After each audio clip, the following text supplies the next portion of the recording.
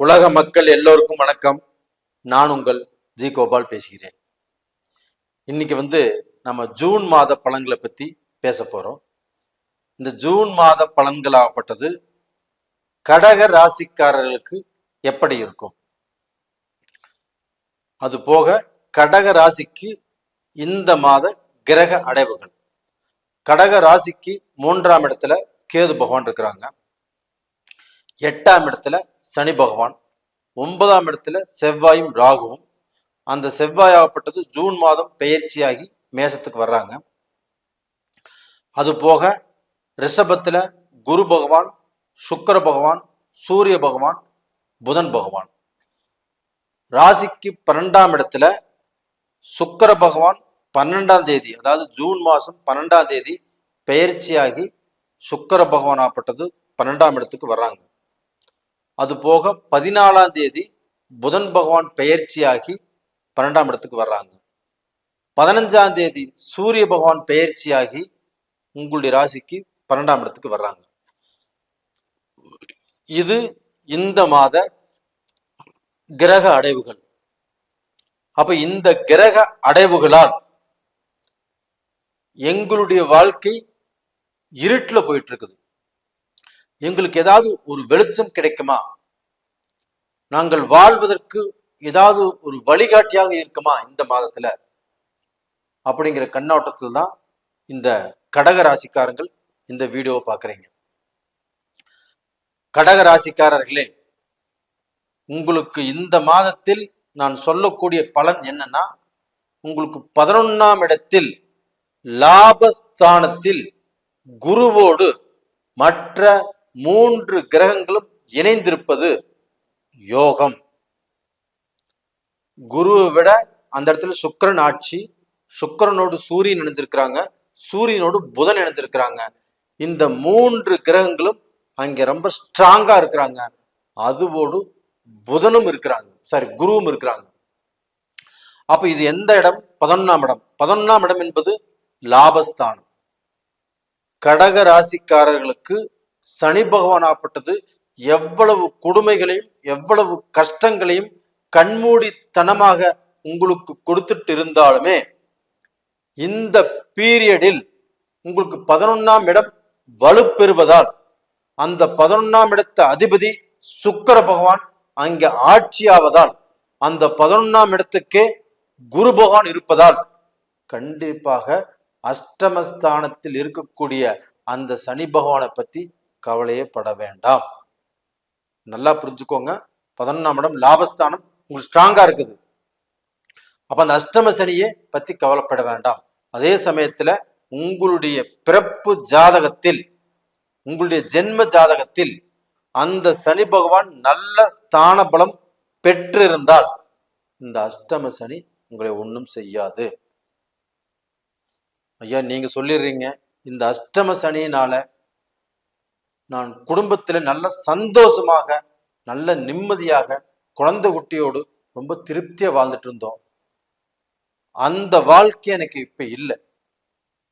என்னுடைய குழந்தைகளும் என்னை துஷ்மனா நினைக்கிறாங்க, என்னுடைய மனைவியும் என்னை புரிஞ்சுக்கல, அந்த அளவுக்கு சித்திரவதைப்பட்ட என்னுடைய குடும்பமே இன்னைக்கு பிரிஞ்சு போகக்கூடிய கண்டிஷன்ல இருக்குது அப்படிங்கிறது ஒரு சில பேர்.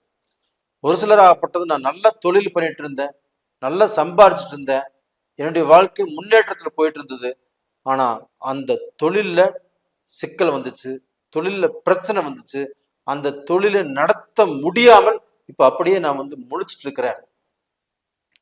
இது போக நான் ஜாமீன் போட்ட ஒருத்தருக்கு, ஜாமீன் போட்டவர்னால அவர் அந்த பணத்தை கட்டாமல் இன்னைக்கு நான் கட்ட வேண்டிய சூழ்நிலை வந்துருச்சு.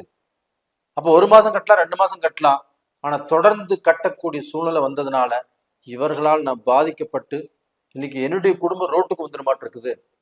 இந்த மாதிரி பிரச்சனையில ஒரு சிலர். அப்போ ஒரு சிலராகப்பட்டது தன்னுடைய வேலையில பிரச்சனை, வேலை செய்ய முடியல, வேலை செய்யக்கூடிய இடத்துல எனக்கு அடுத்தவர்களால தொந்தரவு பிரச்சனைகள், நான் எவ்வளவு பெரிய அந்தஸ்துல இருந்தாலும், வேலையில எவ்வளவு பெரிய பொசிஷன்ல இருந்தாலும் அவர்களால எனக்கு இடைஞ்சல் வந்துட்டு இருக்குது. இப்படியெல்லாம் நிறைய பேர் சொல்லிட்டு இருக்கிறீங்க. ஒரு சிலராகப்பட்டது நான் வீட்டு வாடகையே கட்ட முடியல, இஎம்ஐ கட்ட முடியல, நான் என்ன செய்யறதுன்னே தெரியல அப்படின்னு வந்து நிறைய பேர் புலம்பிட்டு இருக்கிறீங்க. இப்போ இந்த புலம்பலையும் நான் கேட்டுட்டு தான் இருக்கிறேன். இந்த அஷ்டம சனியால் நீங்க பட்ட கஷ்டங்கள் எனக்கு புரியுது. ஆனா அந்த கஷ்டங்களில் இருந்து இப்பொழுது விடுதலை ஆகி இதன் மூலியமாக நல்ல பலன் கிடைக்கவிருக்கிறது அப்படிங்கிறத உங்களுக்கு அழுத்தமாக சொல்கிறேன். கடக ராசிக்காரங்களே, கண்டிப்பாக நீங்க கவலைப்படாதீங்க. நீங்க தைரியமாக இருங்க, தன்னம்பிக்கையோடு இருங்க, மனசை விடாதீங்க.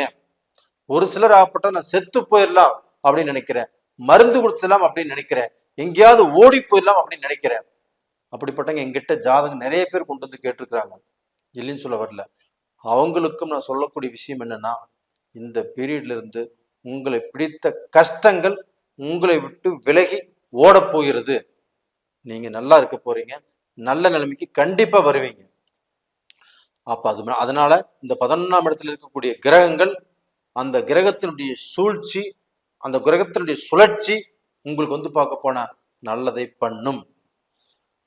அப்ப அந்த 11ஆம் இடத்துல குரு சுக்கிரன் சேர்ந்து இருப்பதே உங்களுக்கு யோகம் தான். அப்ப அந்த குரு பகவான் ஆப்பட்டது உங்களுடைய ராசிக்கு 3ஆம் இடத்தை பார்க்கறாங்க. அந்த 3ஆம் இடத்துல யார் இருக்கிறாங்க? கேது பகவான் இருக்கிறாங்க. அந்த 3ஆம் இடத்துல கேது பகவான் இருப்பது நல்லது. அந்த கேது பகவானுக்கு வீடு கொடுத்த புதன் பகவான் நல்லா இருக்கணும். அந்த புதன் பகவான் ஆப்பட்டது இப்ப ஆட்சி பெற்ற சுக்கிரனோடு இருக்கிறாங்க. இப்போ நல்ல விஷயம். அது போக 14ஆம் தேதி அந்த புதன் பகவானும் பயிற்சியாகி மிதுனத்துக்கு வராங்க. மிதுனம் சொந்த வீடு, அதே சமயத்துல கன்னியும் சொந்த வீடு.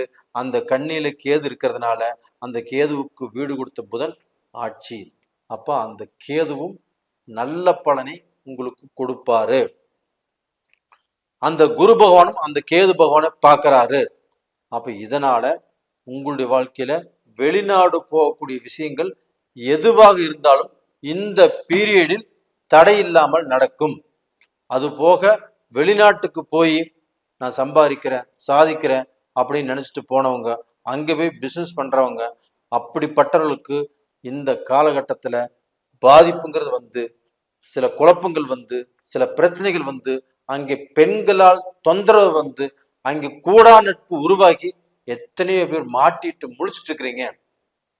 எத்தனையோ பேர் அந்த பிசினஸ் செய்ய முடியாம தடுங்கலாயிட்டு இருக்குது.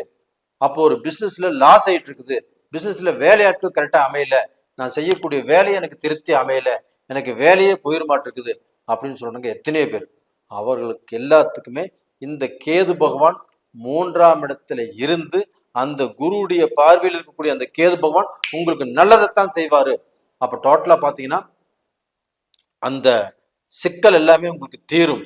வேலையில, சொந்த தொழில்ல, ரெண்டாவது பெண்களால் வந்த பிரச்சனைகள், உங்க கூட நட்பு, இதனால வந்த பிரச்சனைகள் எல்லாமே தீரும். இது போக பாத்தீங்கன்னா உங்களுக்கு அந்த 12ஆம் இடத்திலேயே புதன் பகவான் ஆட்சியா இருக்கிறாங்க. அந்த புதன் பகவானோட சுக்கிரன் சூரியன் சேர்றாங்க.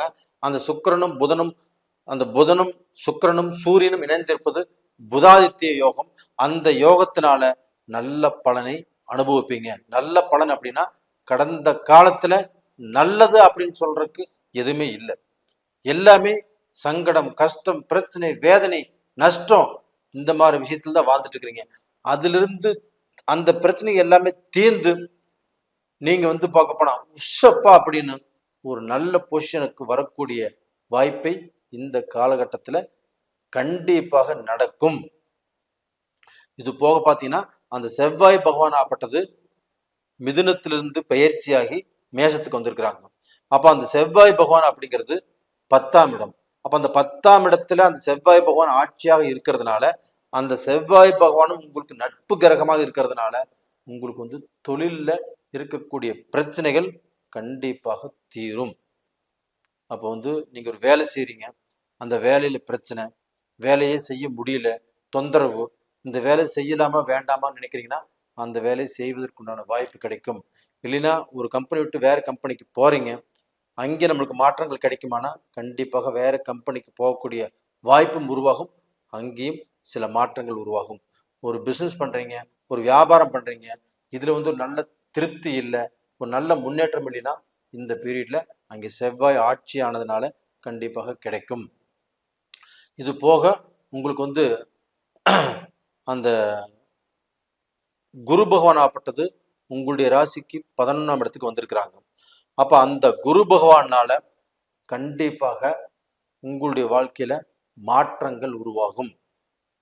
கசப்பான அனுபவங்கள் முடிஞ்சு இனிமையான ஒரு நல்ல சந்தோஷமான நிகழ்ச்சிகள் குடும்பத்தில் நடக்கும். அப்ப குழந்தை பாக்கியம் கிடைக்கும். குடும்பத்தில் இருக்கக்கூடிய பிரச்சனைகள் தீரும். நீங்க நம்பி ஏமாந்திருந்தாலும் அதிலிருந்து ஒரு தெளிவு வரும். உங்க வாழ்க்கையில ஒரு மாற்றங்கள் உருவாகும். வாழ்க்கையில நான் வாழணும், சம்பாதிக்கணும், சாதிக்கணும் அப்படிங்கிற எண்ணங்கள் வரும். கண்டிப்பாக நல்லா இருப்பீங்க. அப்ப நேயர்களே, கடகராசியில் பிறந்த ஆண்கள் பெண்கள் எல்லாத்துக்குமே நல்ல நேரம் வந்தாச்சு. இதுல குறிப்பா பெண்களுக்கு ஒரு தைரியம் தன்னம்பிக்கை வரும். அதுவும் பெண்கள் ஆண்களால் கௌரவப்படுத்தப்படுவீர்கள். அதாவது விலையுறந்த பொருட்கள், எலக்ட்ரானிக்ஸ் பொருட்கள், அதே சமயத்துல கோல்டு, ஜுவல்லரி, இந்து சம்பந்த பொருட்களாகப்பட்டதை வாங்கக்கூடிய வாய்ப்புகள் உங்களுக்கு உருவாகும். கண்டிப்பாக நல்லா இருப்பீங்க. அதே சமயத்துல உங்களுக்கு இந்த சந்திராஷ்டம நாட்கள் அப்படின்னா 26 ஜூன் 26 நைட்டு 1 மணிலிருந்து ஜூன் 28 நைட்டு விடிய கால 4 மணி வரைக்கும் இந்த பீரியடு உங்களுக்கு சந்திராஷ்டமம். அப்ப இந்த சந்திராஷ்டமம் நாட்களில் நல்ல விஷயங்களை செய்ய வேண்டாம். அப்போ நீங்க முக்கியமான முடிவுகள் எடுப்பதை தவிர்த்து விடுங்கள். ஒரு பிசினஸ்ல இன்வெஸ்ட் பண்றதோ, ஒரு பிசினஸ் ஆரம்பிக்கிறதோ இதை தவிர்த்துருங்க. அது போக ஒரு நல்ல சைன் பண்றது, அது போக ஒரு கிரையம் பண்றது, ஒரு ரிஜிஸ்ட்ரேஷன் பண்றது, இந்த மாதிரி விஷயத்தை எல்லாமே அவாய்ட் பண்ணிக்கோங்க. அப்படி அவாய்ட் பண்ணிக்கிறது உங்களுக்கு நல்ல விஷயம். நீங்க அந்த நாட்கள்ல கும்பிட வேண்டிய தெய்வம், அந்த நாட்கள்ல சந்திராஷ்டம நாட்கள்ங்கிறது இல்லை, நீங்க இந்த ஜூன் மாதத்துல உங்களுக்கு வணங்க வேண்டிய கடவுள் அப்படி எதுன்னு கேட்டோம்னா விநாயகர். அந்த விநாயகர் பெருமாளை நீங்கள் திங்கட்கிழமை நாள்ல கும்பிட்டு வாங்க. கண்டிப்பா நல்லா இருப்பீங்க, நல்லது நடக்கும். நேயர்களே, இந்த பதிவு பிடிச்சிருக்குன்னு நினைக்கிறேன். பிடிச்சிருந்தா லைக் பண்ணுங்க, சப்ஸ்கிரைப் பண்ணுங்க, ஆல் அப்படிங்கிற பெல் பட்டனை ப்ரெஸ் பண்ணிக்கோங்க. உங்களுடைய ஜென்ம ஜாதகத்தில் நடக்கக்கூடிய தசா புத்திகள் தான் உங்களுடைய வாழ்க்கையை நிர்ணயம் பண்ணும். அப்ப அந்த ஜென்ம ஜாதகத்தில் நடக்கக்கூடிய தசா புத்திகள் உங்களுக்கு சாதகமா பாதகமா தெரிஞ்சுக்கோன்னா கீழே 2 நம்பர் கொடுத்துருக்குறோம். கான்டாக்ட் பண்ணுங்க, வாட்ஸ்அப் பண்ணுங்க. உங்களிடமிருந்து விடைபெறுவது உங்களின் ஜி கோபால். நன்றி, வணக்கம்.